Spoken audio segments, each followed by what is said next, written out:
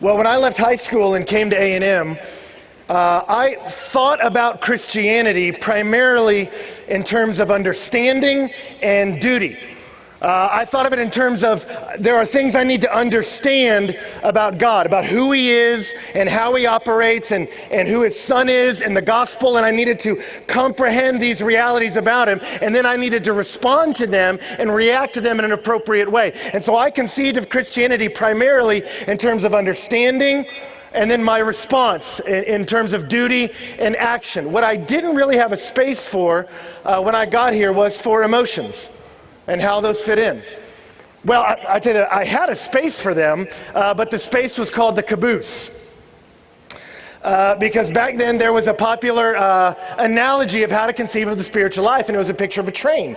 And the way the train worked was there's an engine on the train, and the engine was the facts of the gospel. And so those drive on their own. They don't need any help from you. They are just true. There are things that are true about God, about His Son, about how His Son works. These are facts about the gospel that are true. And then connected to the engine was a second car called faith. And the idea was, in that understanding, was faith is your response to the facts, and so that's what connects you to the facts. And so the facts of the gospel, we have faith in that, and that's what connects me to this truth and makes me a Christian. And then there was a third car, the caboose, that was called feelings. And as you describe this train analogy, you would say, does fact need anything else back here? No. But does faith connect you to the facts? Yes. What's a caboose good for? And you go, does a caboose help it drive? No, it doesn't help it drive. Does it carry? No, it doesn't carry things. He goes, then what good is a caboose for? And the answer is nothing. You don't need a caboose. Trains don't need cabooses. When you're at a baseball game, you don't count cabooses. How many cabooses, everybody? All right, nobody cares about cabooses, right? All that matters is the engine. Now, the people who use that analogy, I think they meant it in a good way because it works in evangelism. I think the presentation is the facts are true and you have to deal with them and respond to them whether you feel like it or not. I think that's the way it works. But for me, when I imported it into my Christian life, the message that was landing in my heart, the way I was hearing it, was the facts matter, and then you got to respond to the facts and do stuff, but how you feel doesn't matter. Your emotions about how you feel about who God is and what He requires of you and His allegiance, who cares? It doesn't matter. You feel good about it? Great. If you don't, sorry, but it doesn't change anything. Your feelings don't matter is the message that was landing in my heart. You just believe it and then get your stuff done, okay? And then I came to college and I became a marketing major. And the way marketing works, if you don't know, the base assumption that all marketing works off of is that human beings have longing. A desire to be satisfied. I mean, that's the base assumption in marketing. And so the basic task of marketing is to identify the longing of a human heart and then position your product as the solution to that longing. Whether it actually satisfies it or not doesn't matter. That's not the marketer's job, right? So there are junior high kids tonight just coating their bodies with Axe, right? Because they think it might get them a girlfriend. Who cares if it does or not? It's not my problem, right? I just give you a commercial and you go, ooh, and best of luck to you, okay? So as a marketer, and I didn't like that part of marketing, all right? It doesn't matter if my product actually does it. I just find what your desires are and I exploit them to get you to buy my gear, right? That's marketing. What I loved about marketing was I got to come here and just study the human soul and study how humans respond and to see what is it that we're targeting to try to get money from you. What is it do we have to appeal to? And it's all this basic hunger and thirst, these hungers and thirsts of the human soul. And the most basic kind of marketing is to your physical hunger and thirst, right? You get a glass of Coke and you get the condensation just right, and they pay people to do the sound effects of the lid coming off that you go, oh, that sounds like a sound I want in my life. All right, and that kind of deal. Or you get a bun, they actually pay people to do this, that get hamburgers and put just the right amount of pickles with the right amount coming out for the picture, and you're like, take it now. Okay, it's too late, I gotta start over. And you just make it maximally appetizing to you, right? But that's just basic marketing, and you know this, most marketing of most products don't really appeal to the basic physical hunger, right? Even it's about food.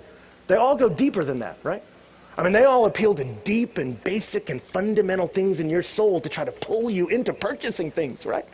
And the basic desires they get to, really of all marketing, the basic desires they're coming after are pretty much two. Your desire to be somebody or your desire to be with somebody, right? Watch all the marketing. It's basically appealing to that you're going to be somebody, that you'll make an impact. You're the funny guy, the cool guy, whatever. You got to buy this watch and you'll be awesome, right? You got to wear that and people go, whoa. You got to drive that and you'll be the answer that you've been looking for. You just feel, I got to be somebody. I want to make an impact, a difference. I want to be somebody who means something, or I want to be with somebody. And if I wear this, they'll look at me and I'll be like, what? And then we'll get married. And you got to appeal to my desire to be with somebody. So it's either about intimacy or impact, and that's what it comes after. And I don't need to sell that to you. All you need to do is just go to a movie store, right? I mean, when my wife and I go to the Red Box to rent a movie, there's one of two options, right? It always comes down to two. It's either going to be a romantic movie or it's going to be an action movie, right? Because if you're going to make a movie, those are the basic, most fundamental, and insatiable passions of the human soul, right? That I want to be with somebody. And so they'll make the same intimate movies about the same story over and over again, Oh, she's alone, but she made some, but there's confusion. Oh no, but you didn't mean it? Okay. All right, and then he climbs something or leaps off something or buys something and hey, everybody wins. And that's sort of how that goes. Or then you got an action movie over here where a guy's fighting people or got to kill some people or got to do something, and guys watch that and we sit in the dark and we go, yeah, that's the kind of life I want. We watch Tom Cruise kill ninjas, and I remember watching that movie. I don't remember the name of it. The samurai one where he's killing ninjas. And I remember that. I'm like, nobody uses ninjas anymore. Tom Cruise is killing ninjas. And I remember watching that and going, I want to fight ninjas, But then you're just like, I don't just want to fight ninjas. Like, I want a reason for fighting ninjas, right? And so they put that in front of you because that's the kind of movie you want. I want a movie where you've got to engage me and I got to do something. I'm a part of something important and there's threat to it and I got to go. And it appeals to the basic human desire. I either want to be with somebody or I want to be with somebody. And man, it is about intimacy and impact. And they know I'm just going to keep selling that to you because you'll keep buying it. And I'm studying this and I'm realizing the reason it keeps working over and over again is because those hungers are basic to us and they are insatiable. And so I read Blaise Pascal, and he said this: all men seek happiness. This is without exception. Whatever different means they employ, they all tend to this end. The cause of some going to war and others avoiding it is the same desire in both, just attended with different views. The will never takes the least step but to this object. This is the motive of every action of every man, even those who hang themselves.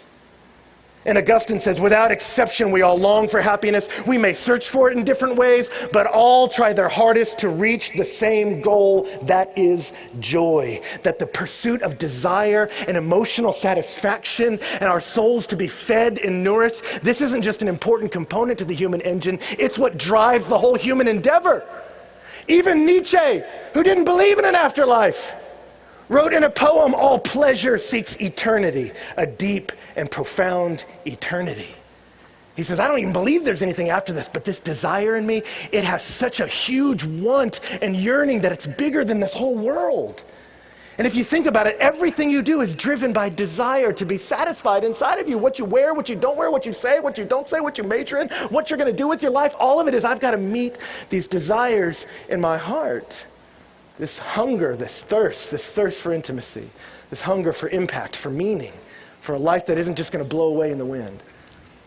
And so my question tonight, one of them anyway, is what do you do with them? I mean, if you know they're there, where are you taking them?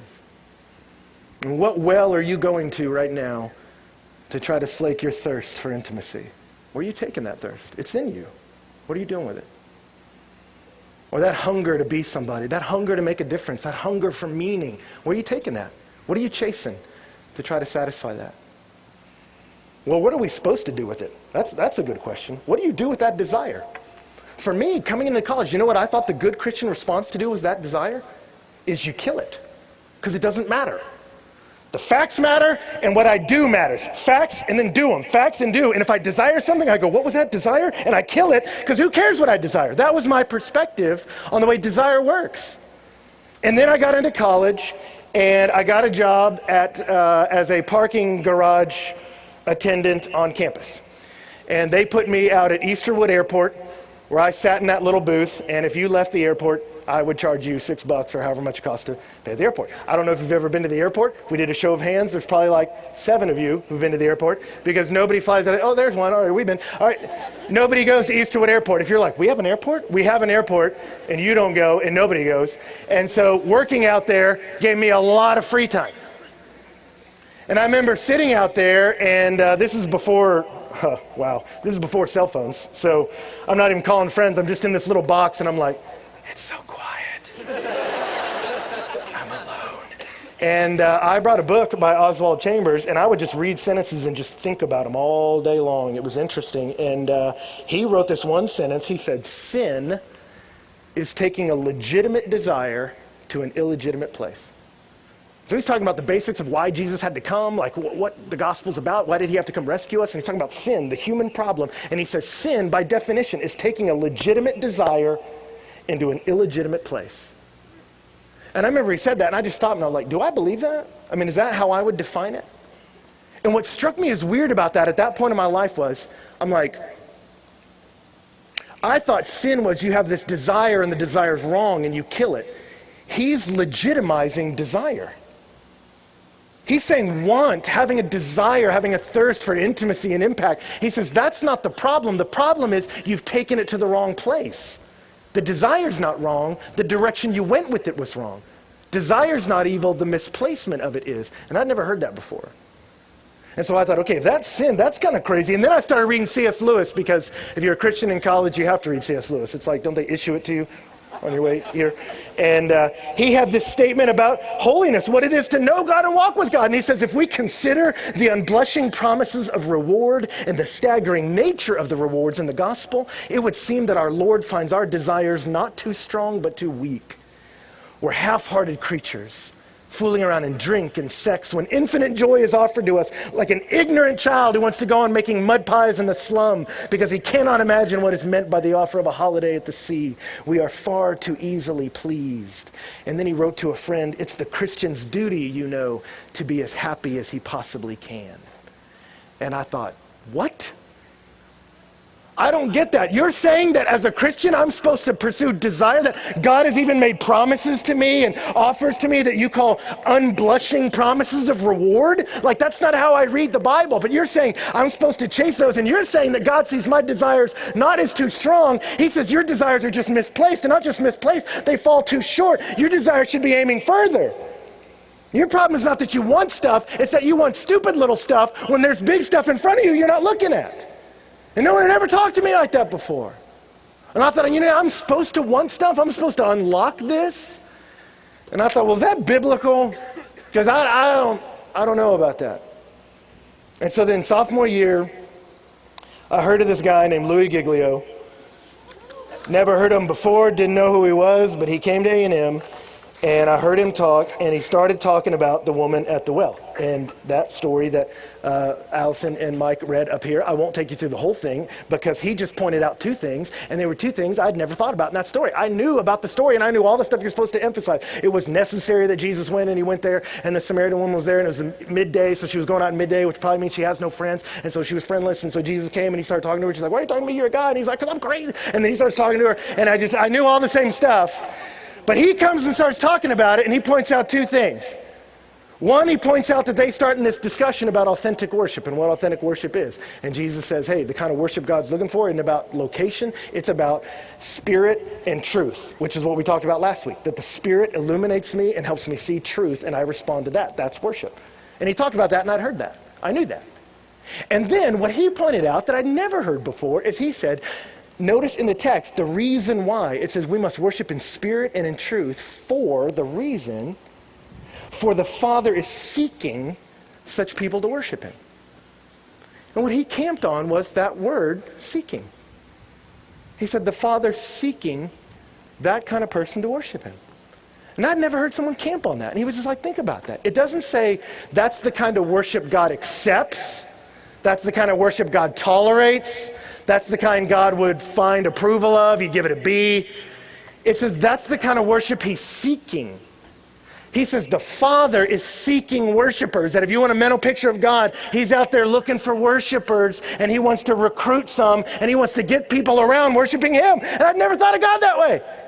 And so we talked about that 2 weeks ago, that God wants us to worship him, and that's not an arrogant thing for God to do, because God's the best thing in the universe, right? So God says, I'm the greatest thing out there. You guys should jump in on this because I'm amazing and you should check this out. Now, that sounds arrogant, but it's not arrogant for God to say it because it's true. He is the best thing in the universe. If you said it about you, hey, I'm the best thing on the planet, y'all guys should check this out, you'd be crazy and evil because you're not that awesome. God is that awesome, and so he's judging all things rightly. He's looking at the world, placing values on things, and he was like, and the best prize of the best thing in the whole universe goes to, oh, that's right here, kids. All right, I'm sorry. It's not that I want it, it's just that way. And so the fact that I'm perfect, and all love and all joy and all happiness flows from me, I'm the divine fountainhead of all these things, that Father, Son, and Spirit are perfect love together, having this enormous eternal party of the Trinity, loving each other perfectly. You kids should jump in on this. And so God's out there going, hey, you, get in this party right now. And God wants to draw you in to worship him, and that's a good thing. I'm like, okay, all right, that's new. God's looking for worshipers. He wants us to worship him. Okay, that's a different way to look at this passage. And then I'm looking at this passage, and he starts talking about the fact that that's what Jesus is here to do. Jesus is here on a recruitment mission. And we all know that. He came, and this woman is a train wreck of a person. You saw her life. She's making bad decisions. But Jesus shows up. Why? Because by the end, he's going to make her a worshiper. That's what he's there to do. He shows up, and he said, I'm going to take a broken girl who has destroyed her life sexually and emotionally, looking for love and can't find it, and I'm going to make her into a worshiper. But look at how he does it. And the second thing he pointed out was Jesus' technique. And I'd never thought of this. He didn't show up and say to her, hey, I noticed you're sleeping around, and that's evil, and God is the authority over your life, and I'm the Son of God and the authority over your life. You owe your allegiance to me, so you do what I want, and I don't want you using sexuality that way, so stop it and worship me. He didn't say that, but he could have, because all that is true. Those are true statements. He could have come in and said, you owe your allegiance to me, I want you to use sex this way, so stop using it that way, and that could have been the conversation, and it would have been a true thing for him to say, but he didn't say that. What did he say? He starts talking about thirst. Say, will you give me something to drink? Why are you talking to me? And then he just blows off that question. He says, you know what? If you knew who was talking to you, I'd give you water that would make you never thirst again. He presents himself not as the enemy of her desire. You've been taking this desire for intimacy all the wrong ways, girl, and you need to knock that off. He says, you've got this desire, and you're taking it to places you're still thirsty. You should have been taking it to me. If you knew who you were talking to, I'm the guy that when you come to me, I satisfy you, and it will become a spring in you welling up to eternal life. He presents himself as the answer to her desire. He doesn't condemn her for having it. He says, you've just been taking it to the wrong place. You should have brought it right here. You should have brought it right here. And so he says, I am the answer to your desire. And I never thought of him that way. I mean, I don't know how you think about God. I don't know your perception of religion, but I always thought of it as, these are the truths about God, and I'm supposed to do stuff in light of that. I had never thought of me taking my longings and saying, here are my longings, God. I thought I was supposed to bring him stuff I did right, you know? Like you don't bring him the papers you're failing at, you bring him the one you did good. You know what I mean? Like if you're failing physics, but passing phys ed, taking this one, we go, dominating fencing, dominating. And then you leave this one back here. I'd never thought of coming to him with my zeros, with my negatives, with my empties, and saying, here's these, will you solve these? I just thought he was a boss. I come to him and give him reports, get some more assignments, and I go do those. That's how I conceived of religion, and here it is, Jesus isn't talking about it that way. And so then I go to this conference called Passion, and I show up there, and the first night, they're like, all we're going to do tonight is worship. We're going to worship God, and they sing all night, and I didn't sing that much in life. And so at this conference, I'm like, I don't really want to do this, and so I fell asleep the first day. The second day, I'm just being honest with you, this is confession night. I told you it was going to be different. I just was like, I don't get it, and I fell asleep. And the next day, they had this guy speaking in the morning named John Piper, none of us had ever heard of. And he starts talking, and I'm like, I don't understand what that man is saying. Like, every word is like, what? And so I fell asleep again. That night, they had a guy speak named Dave Busby.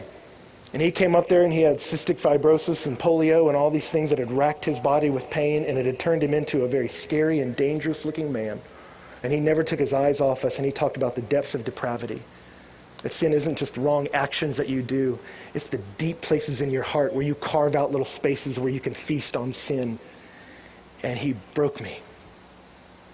I had never wept like that in a service before. It broke me in half. It was embarrassing. I couldn't hold it back, weeping because I thought, I am a sinner, man. It's not just that I've done some bad things, but I'm on a trajectory of obeying God. There's something broken in me, and I don't know how to fix that. And then the next morning, they bring this John Piper guy out again, and he starts talking, and he says, the Christian's duty is to seek your pleasure in God. He doesn't just say that's a part of Christianity, like obey God and then you can come to him and say, God, I'm lonely too. He says you're supposed to take all your desires and aim your desire at God. And he doesn't just say that's part of the Christian life. He says that is the Christian life. That I look and I say, the Christian life is taking my desire and aiming it at God because he's the satisfaction of my soul. And I thought, what are you talking about? And so he starts unpacking scripture and takes my little understanding of the Christian life and just takes a biblical sledgehammer to it. And he says, what's the basis of sin? And opens up Jeremiah 12, where God talks about God being appalled at what humanity is doing. And it says, be appalled, O heavens, at this, and shudder, be very desolate, declares the Lord. For my people have committed two evils. They've forsaken me, the fountain of living water, and hewn for themselves cisterns, broken cisterns that can hold no water. And then he asked the question, what's the definition of evil in Jeremiah? The definition of evil is looking at God, the fountain of living water, the refreshing, satisfying God, and saying, no thanks. And then taking my desires and aiming it at the TV, or a video game, or sex, or some girl, and saying, yes. He said, God tells the heavens to be shocked at that. That's the basis of evil. That we would say that I would turn away from the fountain of life, not find my desires met in him, and I would take them somewhere else. That's the definition of evil. True religion is Isaiah 55, where God says, come everyone who thirsts, come to the waters, he who has no money, come and buy and eat, come buy wine and milk without money, without price. Why do you spend your money for that which does not satisfy? Listen to me and eat what is good, and your soul will delight in the richest of fare. Your answer is to come to me. That this is what God wants. That he commands us to pursue his joy in him. Psalm 37 says, delight yourself in the Lord. That's a command. If you believe, do not commit adultery, you have to also believe, delight yourself in the Lord. I'm supposed to do that. That Psalm 32 says, be glad, O righteous, shout for joy, all you upright in heart. I knew obedience. I'd never known shout for joy. I didn't have shout for joy. Psalm 100 says, serve the Lord with gladness. That's a command. To the degree that I'm indifferent about whether or not I'm glad as I pursue God, I am indifferent about God. Because he tells me, when you serve me, I want you to serve me with gladness. Philippians 4 says, rejoice in the Lord always. And again, I say rejoice. It tells me to be filled with joy in God. The only time I ever read that verse was when we sang it in church, and we always sang it like, rejoice in the Lord always. Again, I say rejoice. Rejoice, rejoice, again I say rejoice. And I just hated it. And then I realized that's the Christian life.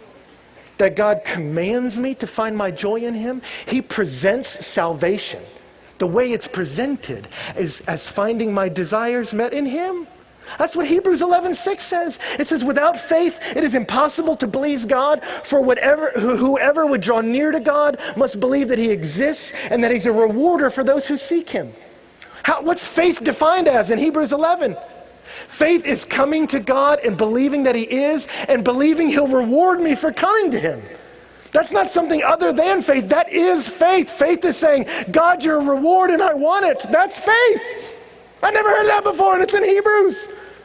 Or John 6, Jesus says, I'm the bread of life. He who comes to me will never go hungry. He who believes in me will never be thirsty. That's the basis of belief. He says, believing in me is realizing you're thirsty and realizing I'm the answer. That's basic Christianity. He actually gets angry if we don't enjoy him. Jeremy Taylor said, God threatens terrible things if we will not be happy. Which sounds silly, but then you read Deuteronomy 28:47. And it says, because you did not serve with joy and gladness of heart, serve me with joy and gladness of heart, therefore you will serve your enemies. God says, I wanted you to serve me with joy and gladness. And I remember sitting there and listening to that, and he was quoting verse after verse and just devastating me. Ben, you are supposed to delight in God. The Christian life is delighting in God and enjoying God. I'd never heard that. And then it struck me, what about self-denial?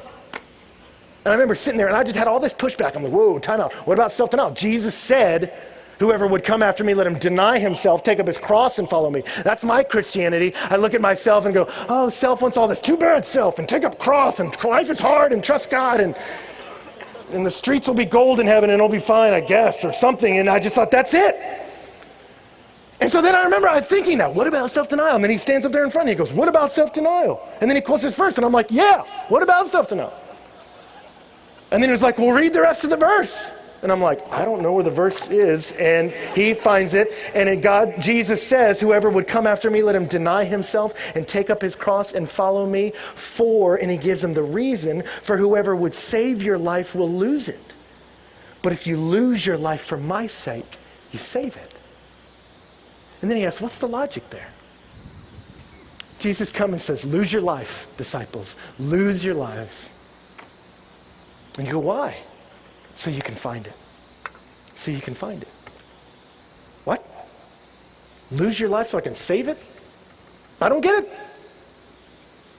And the idea is, lose your life in the sense of everything else you're chasing to try to satisfy you, turn loose of everything but me. And when you do that, you'll find that you didn't just lose your life, you actually found it. Let go of everything else but me. And so is it self-denial? Yes. But it's not self-denial in an ultimate sense. It's Matthew 13 self-denial that says the kingdom of heaven is like a man who found a treasure hidden in a field, and in his joy, he went and sold everything to buy that field. That I saw Jesus, and I saw everything else, and I said, as Paul, he is surpassingly great, and I sold it all to chase him. And that's Christianity, that I find my joy in him. And so I remember thinking, you're telling me I've got to love him with my emotions and it's all emotional? Are you sure? Because I thought the emotions were the caboose and they didn't matter. And then I remember he said, so am I making too much out of emotions? And I said, kind of. I thought so. And then he just began to quote these verse after verse about rejoice in the Lord, hope in God, fear him who has the authority to cast you into hell. Let the peace of Christ rule in your heart. Never flag in zeal. Weep with those who weep. That we're called to weep. We're called to hope. We're called to rejoice. We're called to do all these emotional things.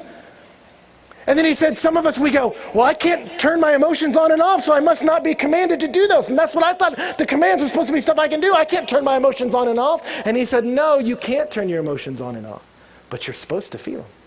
You're supposed to feel weeping with those who weep, and hope with those who hope, and joy in God. And the fact that you can't doesn't mean those can't be commands. It means that you're that broken. And that you have to come to God and say, you tell me to rejoice in you, and I can't. You've got to give me joy. And that's the gospel. Deuteronomy 6 says, love the Lord your God with all your heart, soul, and mind. And then he says later in Deuteronomy, I will circumcise your heart to make you love me. God knows we can't. Love me with all your heart. Can't do it. All right, let me fix that. Now you can. That's the gospel, that I come to him that desperate, that I can't control my emotions, but I say, God, you've got to do something with them. And he comes and he does. And I remember going home spinning and just saying, I don't know about this, but as I read through the Psalms, I saw this is what David had found. And for me, people who talked about loving Jesus, I just always thought it was a weird kind of, Jesus is my girlfriendy, there was a song out at the time, and it was a girl who wrote it, and she's awesome, but the song was, God, I want to taste your heart, which I thought really weirded me out. And then the chorus was, sweet, mysterious man, I want to know you more. And just as a dude, I was like, sweet, I just couldn't do that. But I started reading the Psalms, and David was a man's man, and he starts saying things like, God, in your presence there is fullness of joy. In your right hand pleasures forevermore. How precious is your steadfast love. The children of mankind take refuge in the shadow of your wings. They feast on the abundance of your house, and you give them drink from the river of your delight. Because your love is better than life, my lips will praise you. Better is one day in your court than 1,000 days elsewhere. As the deer pants for water, so my soul thirsts for you. And I realized that's it. That's the Christian life. That I'm supposed to take all my desire and point it at him, trusting that he really will be the satisfaction of my soul. That when he says, take your thirst for intimacy to me, he says, come to me with your thirst and I'll fill it. And that when I take my hunger for a life that makes a difference and I realize I have no control over my life, it's interesting, the disciples came to him after he talked to the woman at the well. And they said, are you hungry? Do you want some food? And he says, no, I'm good. And they're like, did you have food earlier? And he said, my food is to do the will of my Father. You want to know what satisfies your hunger? Obeying God. You want a hunger to make a difference? You walk with him and your life will. And I remember landing in college and going, God, I'm a zero going the opposite direction. I don't know where my life is. But I started to see this, that the all of Christian life, and I think Jonathan Edwards got it right, as he began to struggle in the early days of America of what is spirituality. He looked at all these texts and he says, you know what it is? It is in great part holy affections. That I take my heart and say, God, stir my heart. Because what Jesus said was, hey, what's the greatest commandment? What did he say? Love the Lord your God with all your heart, with all your soul, and all your mind. And for me growing up, we used to say, well, love is a verb. And what they meant by that was love is doing your duty. Love isn't a feeling, love's a verb. Love's stuff you do. And then I remember in college thinking, I wouldn't want to marry someone like that. Because I remember dating a girl and the relationship wasn't working, and I could tell. But in my little understanding and duty phase, and I thought love is a verb, I thought, well, I could stay with her and commit to doing the loving things men could do. And we could make a marriage exist because I could man up and do the duties one is meant to do. I could serve her even though I'm not attracted to her at all. And that was how they defined love. Love is a verb. It's stuff you do. It doesn't matter how you feel. And then I thought, I don't think that would play well if I told that to her. Do you love me? If by love you mean step into my duties and enact them to the best of my ability, I have made said commitment. I don't think that's what she's looking for, and that's not what I would have wanted from a girl either. And that's not what God wants, and that's not what he means when he says, love me with all your heart. He says, I want your heart. And then when you love me with all your heart, duty springs from that. That's next week. But love is an affection that I love him. And to love God is a miracle. And I got to tell you, I fell in love with God in college. And is it hard sometimes in life? Yes. But my Christian life when I wake up is what George Mueller said. I wake up and I look at God and say, God, I must have you. You must fill me, or else I will step out with my vacancies and use people to try to meet my needs. And I don't want to do that to them, and I don't want to live that way. I must have you. I must feast on you. You're the satisfaction of my soul. And then my soul overflows to bless other people. That's the Christian life. Holy affection. Now to close, you say, well, Ben, this whole series is about glorifying God. How does that glorify God? How does that connect? Connect the pieces for me. It's simply this. When I enjoy something, I will praise it. And God is glorified when I'm satisfied in him. A perfect example of that in my life happened right here in this stadium. I came from a high school that, Lord love us, we were terrible at football. Terrible. My senior year, the pinnacle highlight of our football career is that we tied Jersey Village. Not that we beat them. That would have been asking for too much. It's that we did not lose. And I remember when we tied them, we rushed the field and we were like, we didn't lose. We're tearing down the goal. Oh, we didn't lose. We just couldn't figure it out. Football was always sort of a depressing thing in my life. And I remember I showed up here at A&M And I walked into the stadium. I didn't know much about A&M. I knew almost zero about A&M. I don't even know how I got, well, the grace of God, but other than that, I was clueless, going, what is this place? I didn't know anything about A&M. I walk in, and I remember going to the first football game and sitting there, and I remember the defense was the wrecking crew at that time, and they got out there, and the other team had the ball, and they ran, and they hit the guy so hard that, I mean, he just flew backwards, and all their defenders were laying on the ground and writhing, and all ours were laughing. And I'm like, oh my gosh, like, and then they did it again and again, and the defense never did more than 3 plays. They would just hurt, and by the end, the guys were like, hi, all right, and then we couldn't move the ball that far very fast, but you gave us enough time, and we got it there, and we would like never lose, ever. And I remember sitting by these people, and I'm like, we're dominating. I'm like, is this our team is win? I've never had my team win. And they were like, yeah.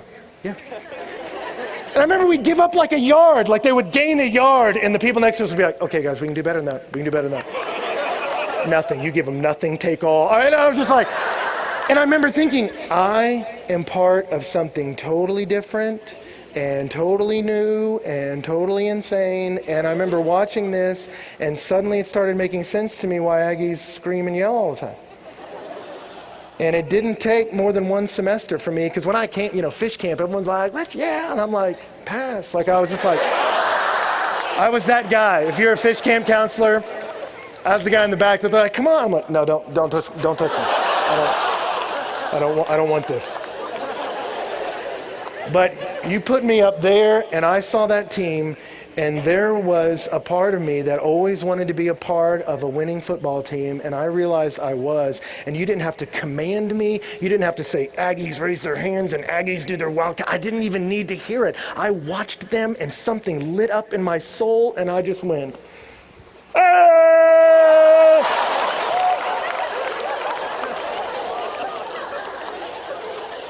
And I glorified them because they met a need in me.